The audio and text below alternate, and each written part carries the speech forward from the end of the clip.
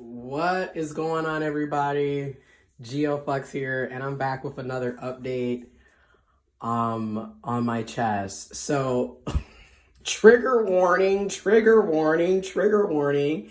We are going to be discussing top surgery, double incision mastectomy, removing the fat tissue, breast tissue from the chest down to the muscle to give it a more masculine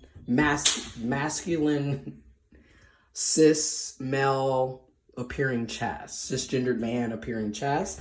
I had a hematoma in my right pec, which basically caused my right chest, my right pec, to be swollen to the point where it basically looked like a large A cup, small B cup. It has been drained, like literally drained 3 times so far. I actually am supposed to be going back today to have another draining and then another draining on Wednesday this week in 2 days with my surgeon, making it a total of 5 drainings. I had my true second post-op appointment via video today with my surgeon, and during that visit, I was basically told that it was on a video visit, which was really cool because it started 5 minutes before it was time. So at 8:25, I was already on video discussing it. I took my shirt off and showed them my chest through the video. There was a resident surgeon as well in the resident doctor surgeon with my actual doctor surgeon, Dr. Robert Harris Gilman, I believe. I'll put that information in the description box below. And when they saw the right pec, my surgeon was like, you know what?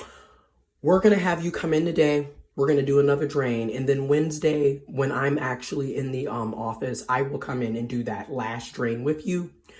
Depending on how much goes down, we're probably going to want to put another JP drain in your right pec. So that's probably not going to be a great experience again.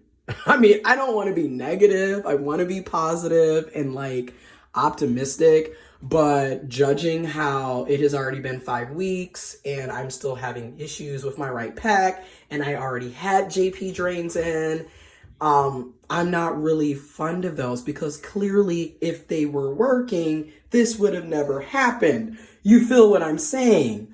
Okay. But I'm trying to be positive and optimistic about it. But here's what it looks like. That's me.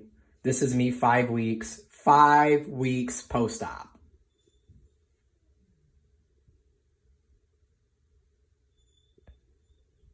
I'm not flexing. I'm not doing anything. This is just me 5 weeks post-op. So let's look at that this right area. So as you can see, there's a lot of fluid that's still in here that has yet to drain and go all the way down in comparison to the right side. Look at that right side. That right side is actually healing really nicely. And I have scars, these scars will always be there.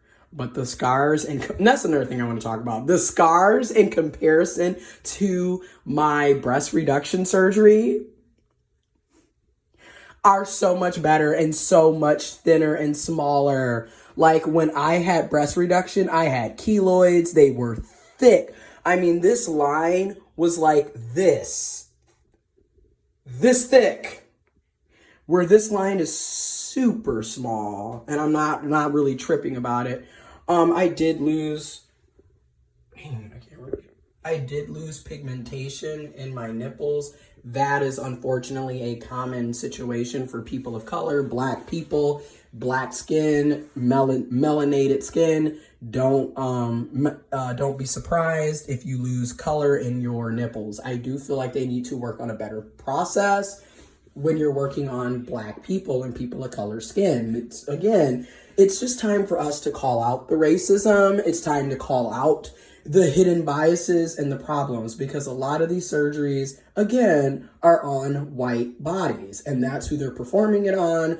And when we have complications and issues, it's like, oh my God, I can't believe this is happening. Yeah, because they're predominantly performing these surgeries on white bodies. They're not performing them on black bodies, on people of color. So this is why we need to speak up, so we can help other people in the future. So the next person who's getting a double incision mastectomy, you know, whether it's for top surgery or it's because they have cancer or etc., they can avoid going through the same issues. Okay. So, and as you can see, the right pec is still swollen, and it's, to me, it's just disfigured because of the swelling. So, like I said, look at that. The darkening. Look at how, like, that looks completely different from over here. Over here, I'm just chilling. Then you get over here, it's like, what the fuck is going on? Like, you know what I mean? So, okay. And then too, like, even the nipple is like stretched because of all of the fluid. So it just doesn't look like how it should look in comparison to this one where I'm like, living my life, boom, boom, living my life. I was able to gain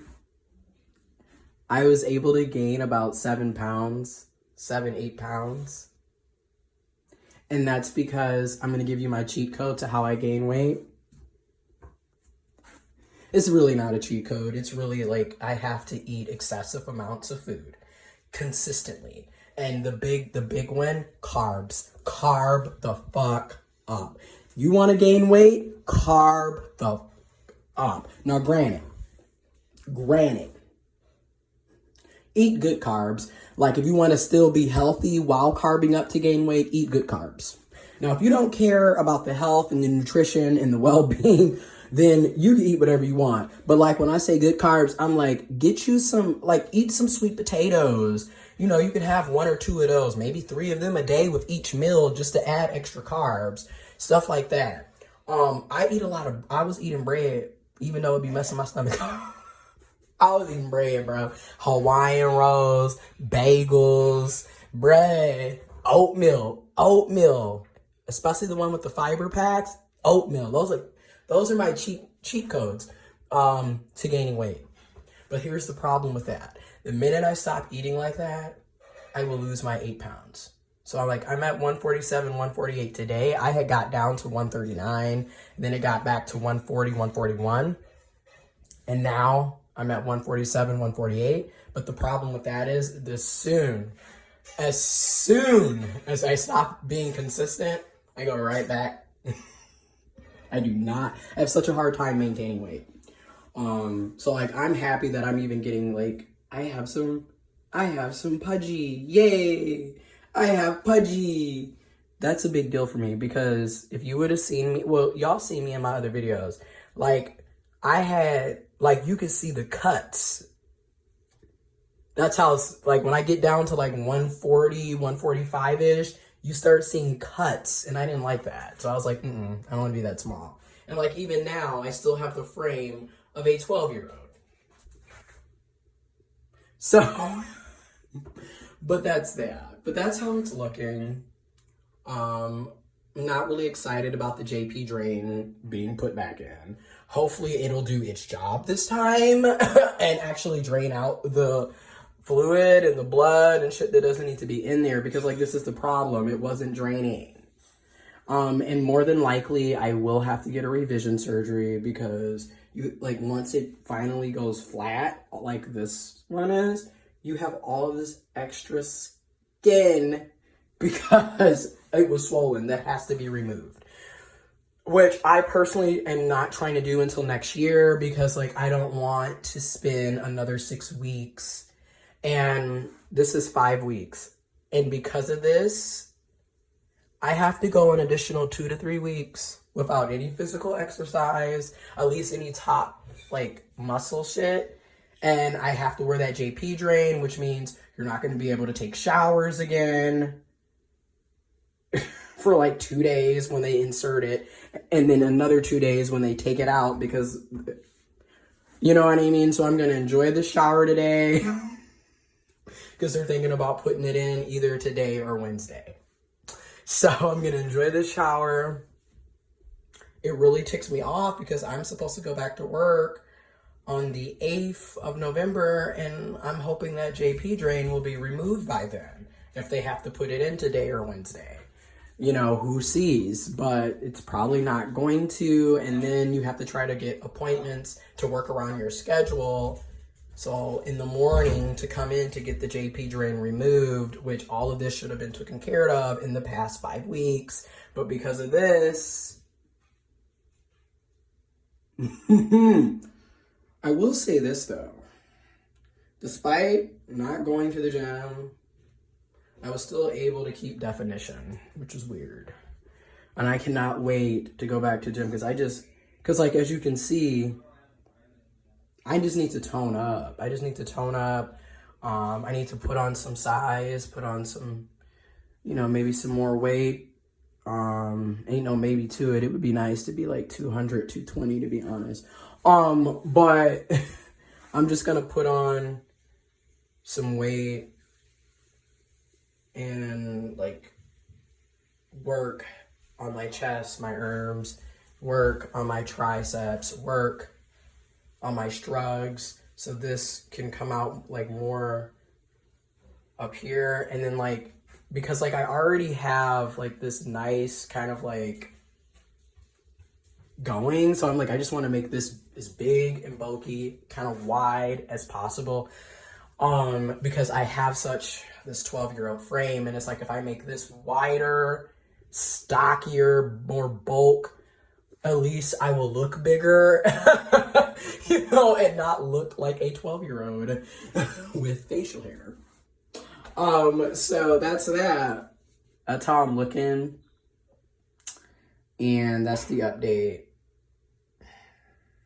Oh, and also, I feel like once I get this taken care of, and like even like once it gets drained, and then next year have the revision surgery, then I'm going to probably, when I have the revision surgery, or after the revision surgery, is get the nipples tatted. So I have my pigmentation back in my nipples. That's what I'll do. As far as a actual chest tat will probably be in a year or two. I would love to have like, but I don't really have, like, you see my scarring? And I wish I would have took pictures of like before and after, which I did. But like, if you would have seen how thick the breast reduction scars were, you would be like, holy shit. They were very thick, and I had keloids. I don't have any of that. Like, even with this being swollen, I don't have any of that. And I'm like, so that's just how I'm saying, like, that surgeon that I went to back in 2011 was complete trash. Like, because, like, it was thick, it was keloids, it was so many problems. And, like, granted, I ended up with a problem anyways, but in comparison, that's the thing. So that's how I'm looking. I just want to give like a full update.